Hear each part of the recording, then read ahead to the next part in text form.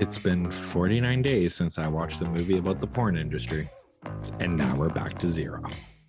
Because we're talking movies, we're talking King Cobra, starring Garrett Clayton, Christian Slater, and Molly Ringwald, based on the book by Andrew E. Stoner. Yes, that's a real name. Story by D. Madison Savage, and written by Justin Kelly, who also directed the film. Chris, old men can look good too. Is that what your wife tells you? I've got you better. All right, let's fuck.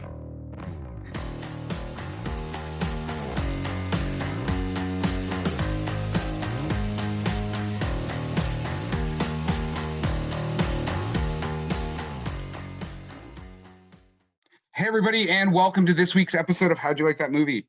It is Pride Month, and we are lucky to have a fantastic guest on. We're going to be talking about the film King Cobra. But Andrew Mankel, I probably screwed that up. Please correct me, Andrew. Andrew Meikle, writer, director, producer, actor. Andrew, why don't you just tell us about all your projects? Two Brothers, My Fake Boyfriend, the reason you're in San Francisco. Yeah, so I'm promoting my show that I wrote, directed, and produced called Two Brothers. It's about two fraternal twin brothers who moved to a small town in Ontario.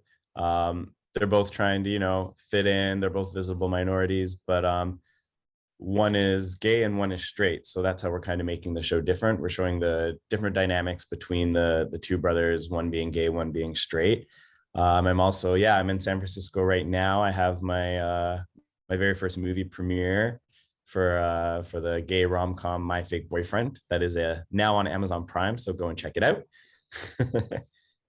Two Brothers is also picked up by Amazon. Is that not correct?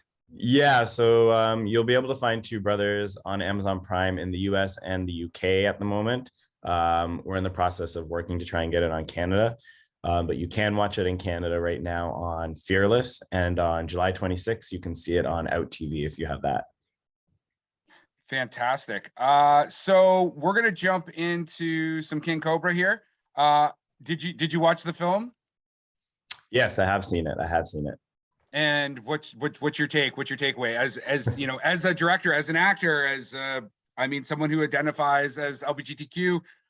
Give us whatever you feel on this. I know we only have you for a short period of time, so I am gonna push you a bit to be fast and furious. So no, honestly, I thought it was an interesting movie because it's like loosely based on like true events. Brent Corrigan, I think it's based off of, right? And it's interesting how that they got a old Disney star to play Brent Corrigan. I thought that was kind of cool.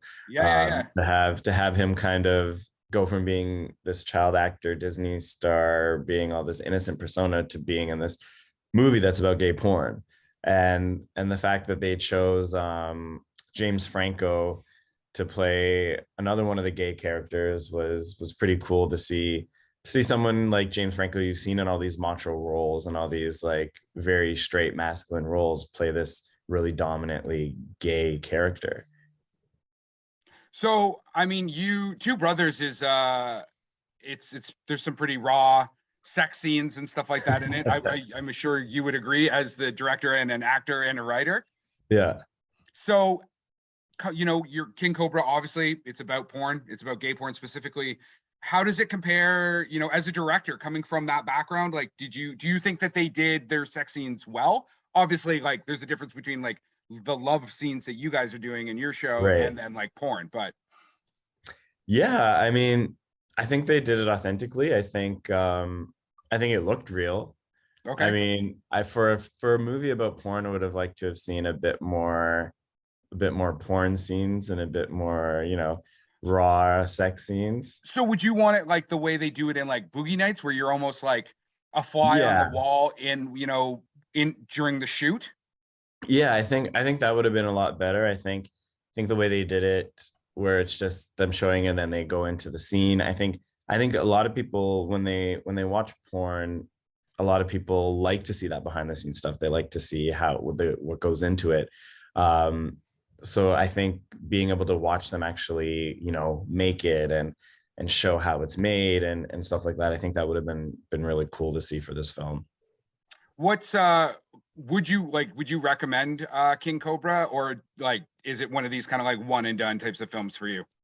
I've seen it a few times, so yeah, I mean, I would recommend it. It's a fun film, and they have a lot of hot guys in it. So if I'm pretty sure that's what most people are watching it for. Most people are watching it for the sex, to be honest. I don't think anyone's really watching it for the storyline, unless, I mean, it does have a very interesting storyline because I didn't know about all the murders and the plots and all that stuff that went behind. But I feel like they maybe over exaggerated a lot of things. I heard that Brent Corrigan wasn't too thrilled about it, and so I'm not sure what was actually true and what actually happened, opposed to what they showed in the film. But I mean, yeah, I feel like a lot of gay men were watching it to see James Franco, do it with another guy, pretty much. Well, because it also has Garrett Clayton in it as well, right? Yeah, and like yeah. he's so jacked in it, like he Mhm. like they've got him like buffed right out, like Yeah, and you're right to use a Disney actor, a former Disney actor in Keegan Allen, or sorry, it's Garrett Clayton, I think is the actually Disney yeah, actor. Garrett, and then Keegan is in Pretty Keegan Little is, Liars. yes, that's right. So Yeah. both like kind of like mainstream people in these. Mhm. It's odd that we talk about, you know, porn in general as being like kind of on the edge, whether it's gay porn or Yeah. straight porn, like, they're Yeah. playing these characters. But I mean, we also had like Molly Ringwald, which I think might have been like one of her first like real performances since like she disappeared from Hollywood from her days in like 16 Candles and stuff. Alicia Yeah. Silverstone coming Mhm. back again, someone else who has kind of been out in the wilderness, and Christian Yep. Slater. Both him and James Franco play like creepy roles really well. But Mhm. Christian Slater, like, you fucking hate this guy in this film. Yeah. He's so predatory. Like his Oh, I line about know. like, so what if I want young boys and I'm gonna just use them? Like, and you're just like, oh my God, like it's kind of worthy that what's gonna happen to you happens to you. Yeah, and I like that they kind of chose like pretty, like, they're well-known actors like James Franco, Keegan Allen, and Garrett, right? Garrett Clayton. Yeah. Yeah, they're pretty well known. So I like that they did that, especially with, like you said, like porn is so taboo. It's so like hush hush, like um sexuality and stuff like that. No one likes to really express it, or they're afraid to, because they're afraid what the stigma that surrounds it, like especially with like OnlyFans and all that stuff like that. And to see these mainstream people like do these scenes and do a porn movie, and it's like it's refreshing to see that, now that you have shows like Euphoria and all that are getting into more like the intense like sex scenes, that is almost softcore porn, almost, if you think about it. 100%. Yeah. How, again, I haven't been able to see your show. I was late for your premiere. Just like this fucking podcast. I know. Oh yeah, Scott. Yeah, you're actually here on the show. I thought I'd talk a little bit. Yeah.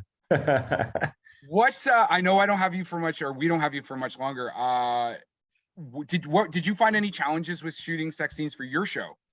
Like, were you using intimacy choreographers and all that jazz, or? So yeah, so I didn't think it wasn't hard at all, because what we did is I allowed the actors to go into a room without me in there to sort of discuss what they like, what they were comfortable with, sort of what they wanted to do, and kind of let them choreograph the scene. We had someone who was trained for that if we did need it, but I wanted to allow the actors to kind of feel comfortable with themselves before I came in. So I let them go into the room. I let them, sort of talk about everything that they wanted to do, stuff like that. And then I came in and I said, okay, what have we decided? What are the boundaries? The actors made sure to say, can I touch your lower back? Is that okay? She would say, yes. Can I do this? Where are the no zones? Like, same thing with the camera angles. We're like, where do you want us to cut off? Where do you not want us to show? And we did have those like penis socks that you want to call them, for, I don't know what the real name is for them, but because like for the gay intimacy sex guards, scenes, the intimacy guards. yeah. For the gay sex scenes, the guys are like completely naked except for the covering of the front. So, but I mean, it looked good, so I think we did a good job. What's just on that, just one more thing on the topic of sex scenes. So sometimes directors will shoot a sex scene and they'll do it in one take, right? Be sort of like, here we got. Did you do multiple camera setups? Did you do multiple takes? Like what is your workflow for intimacy as a director? Yeah, so for that basically what we did is we did most of it handheld. So the DOP was holding the camera, and basically we said okay and action, and the DP would just I would just allow them, the actors, to do what they wanted, and the DP would get his shots the way, however, he would follow them around and just, do whatever. And then we would do it a few times so that if he didn't get a certain angle that we needed, he could focus on that.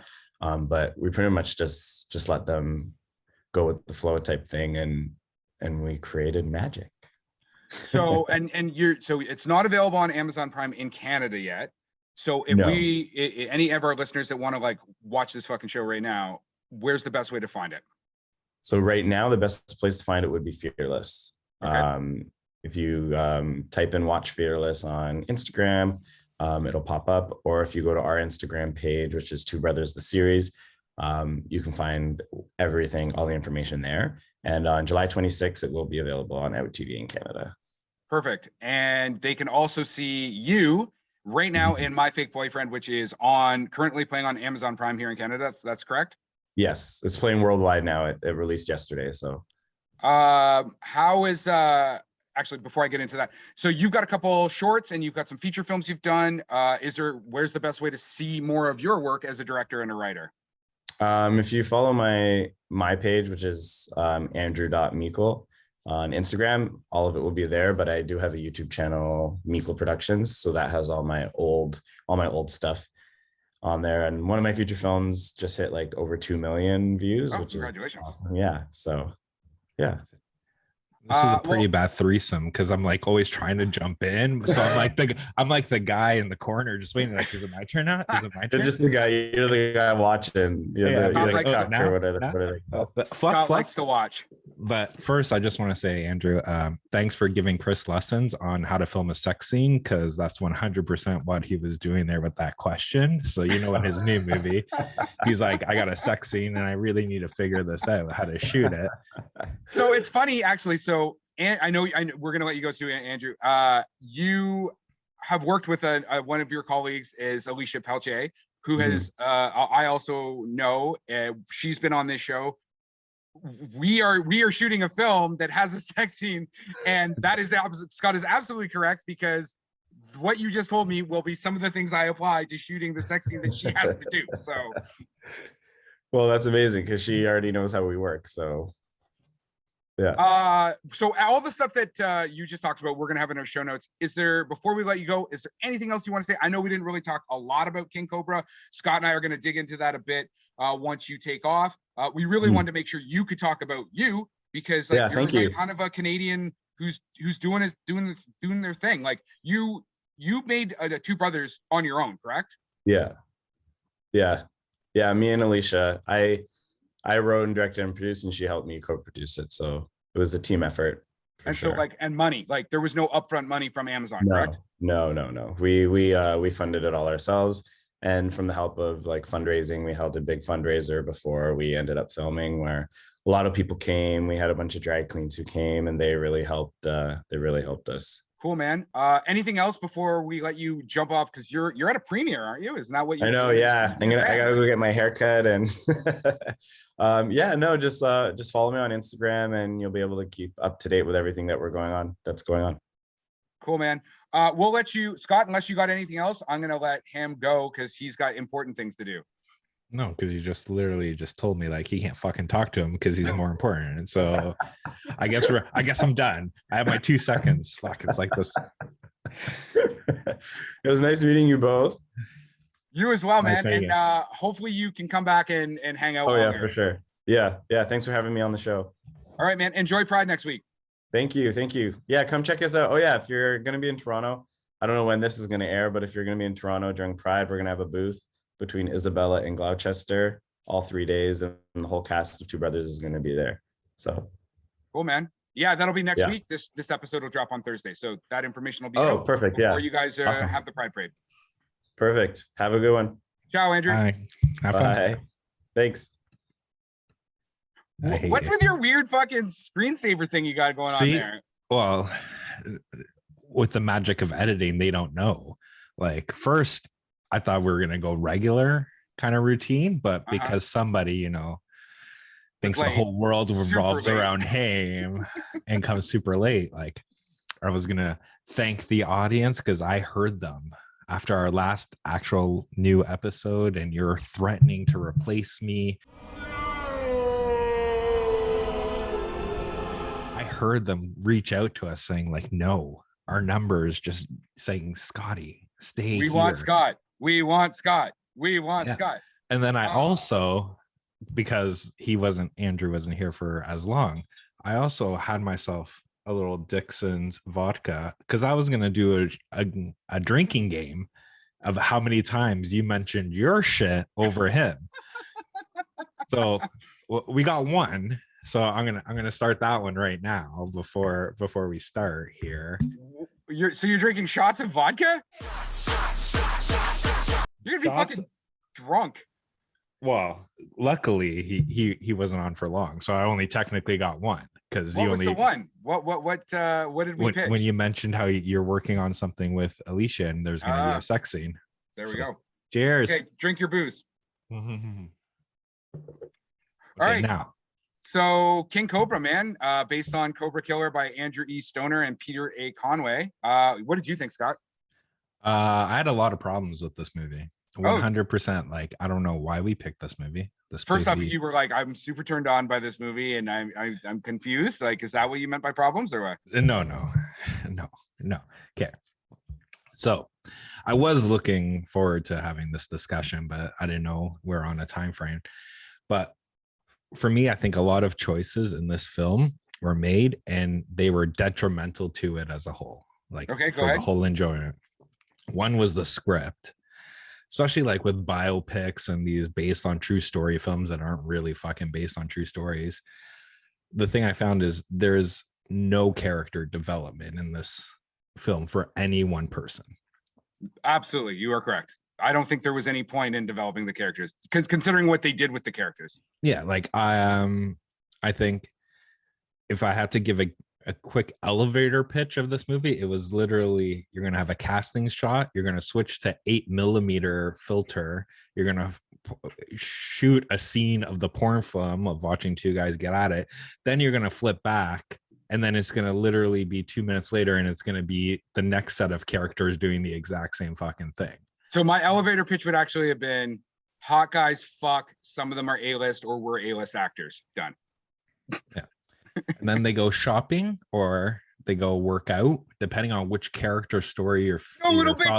No little bitches. Yeah. And then it goes back. All right. Like the other thing I don't get with this is there is no protagonist in this film. There's nobody to root for. Nobody has a redeeming quality, and there's like even when you get to the end and the shit but happens, it's a true story. I mean, wait, so you would say that you don't think that Brent Corrigan or like Sean's character, you don't think he's the protagonist? Like he's the one getting kind of fucked over and used. Really? How does it end? He literally fulfills his whole dream. He fucking rides the horse that Christian Slater's character wouldn't let him ride. Yeah. Then he's now producing, writing, and directing his own porn films. But that's true. Like it's a true story. Like that's the thing. There's no like. I don't know if the horse is true. That's 100% the shit. Like I know their time frame because this was like in your wheelhouse, like 90-minute movie. Yeah. Like. That was the 100% the quickest fucking police investigation in a murder I've ever fucking seen in a film. And it was so good that they actually used the real like news clips because they're like, why fucking refilm it when we can just pull this public domain pieces here? I mean, if you think from what Andrew just said, he was like, I mean, the certain demographic there was a gay community that was just like, we just want to watch these guys fuck. So, I mean, he seemed to like. No, I get it. 100%. Right? Like, what do you mean? The cinematography too was fucking super. It's the whole cool. reason I watch Basic Instinct over and over again. You just right? like that vagina shot, the Vegtastic Voyage. Sure, if that's what you want to say. But like I get what it is, but like if it was trying to be like an erotic thriller, Basic Instinct, yeah. like Basic Instinct, like it was poor. Like I didn't understand the motivations. Like at one point I thought the James Franco and the Harlow character, Yep. I thought they were like competitors, like, you know, Cobra King's number one or Cobra Video was number one and Viper Boys are number two, right? Yeah.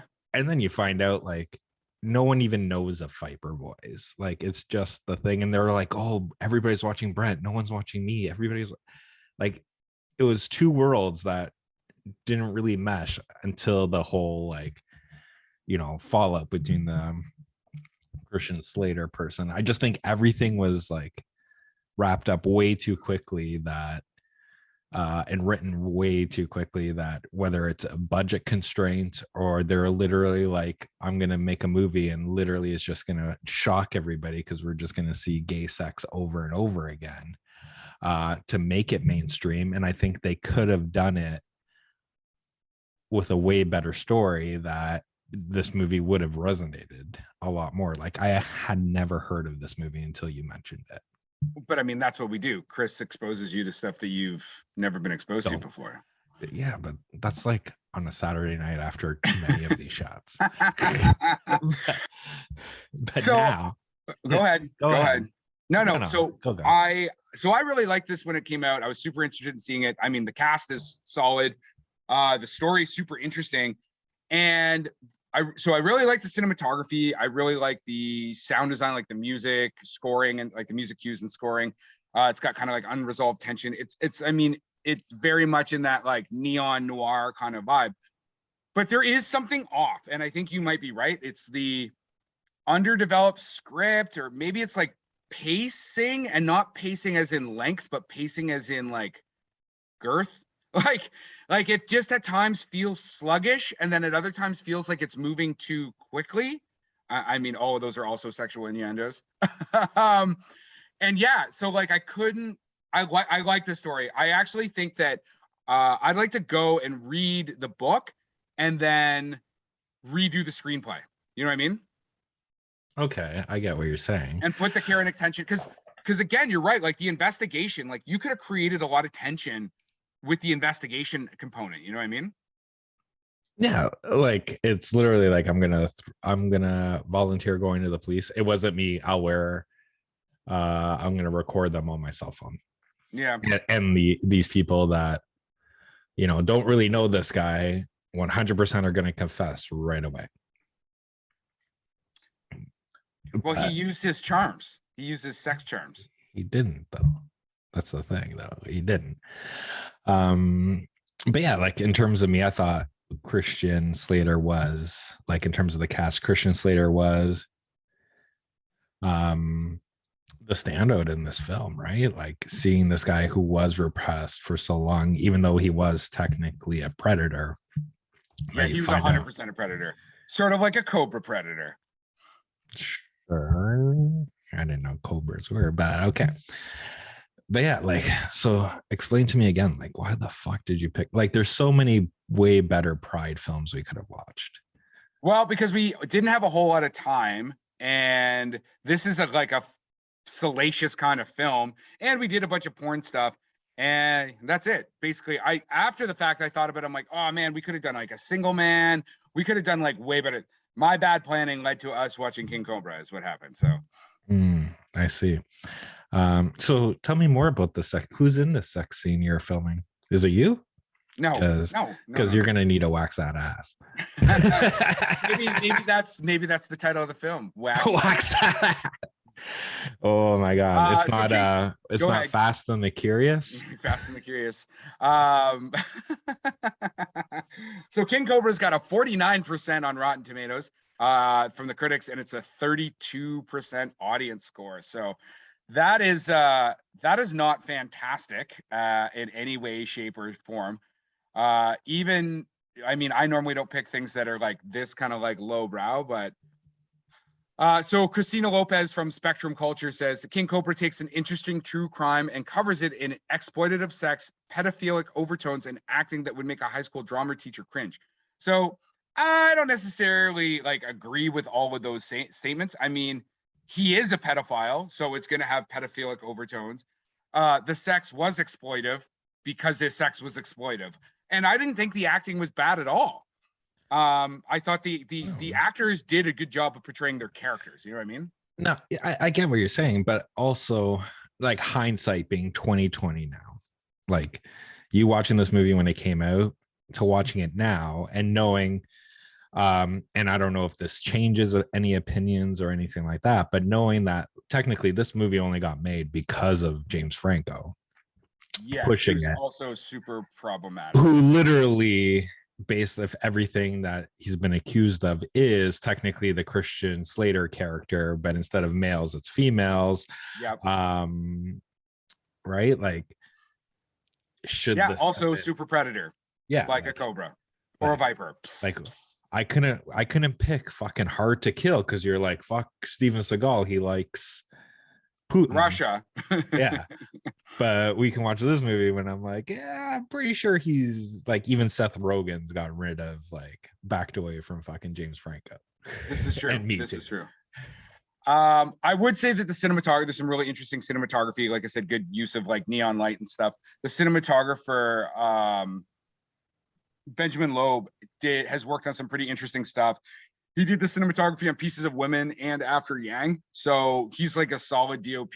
I don't actually know how he got roped into this film. Like a lot of his other work, like he did Mandy as well. It's not in this vein at all. Like, I don't know how, like, I don't know if he like owed a favor or something like that. But like I said, Benjamin Loeb's a solid cinematographer, and it definitely comes through in this film. This, you know what this film is? It's mostly all show, very little go is the way I would kind of frame it. Yeah, like if I had to, like when you guys were talking before, because you know you're a rapid fire too, when you were talking to Andrew, I'm like, fucking take a breath here, buddy. But when you discuss, like, if they made this film in the vein of like kind of style of Boogie Nights, I think it would have been way better. Yes, it would be.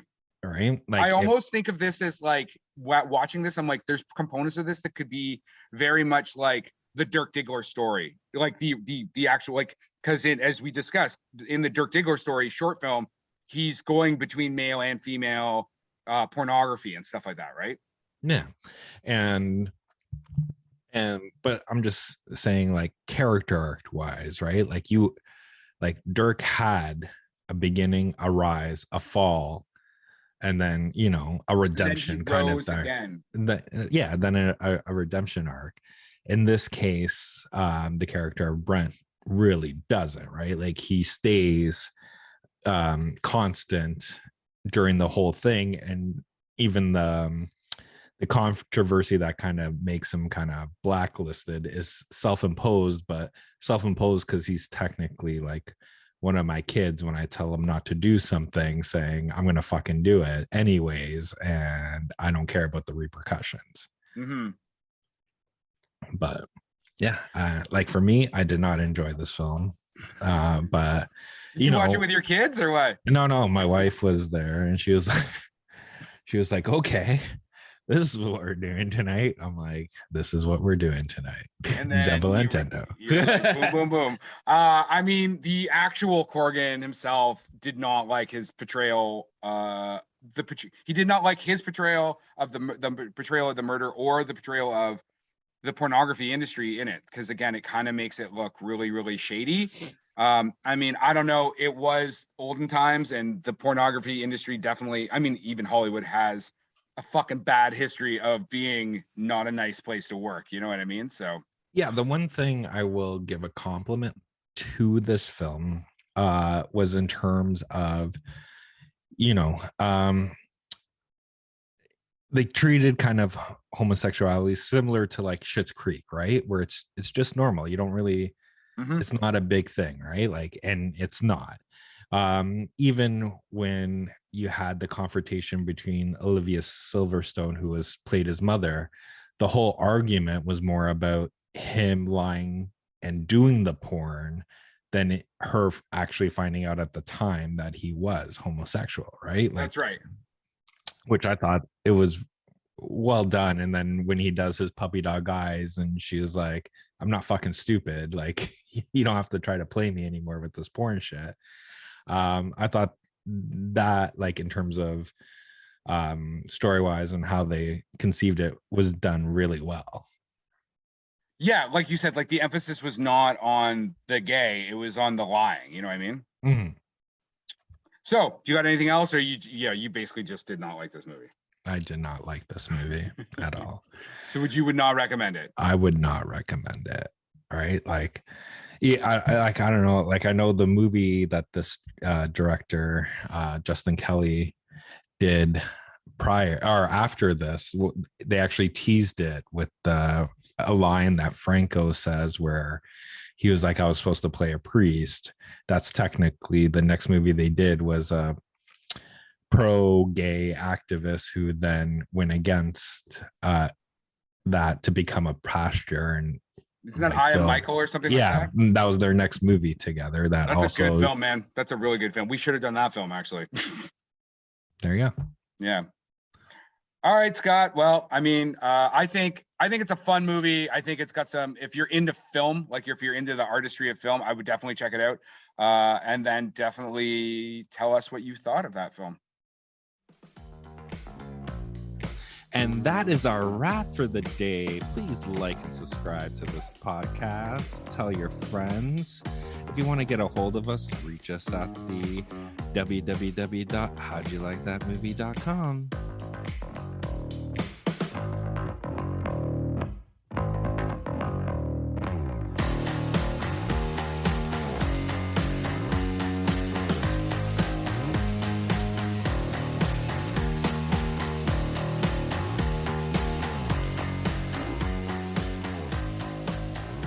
So tell me the story first.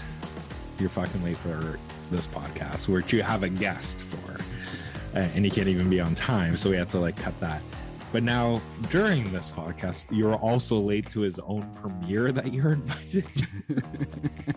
So tell me that. How did that go?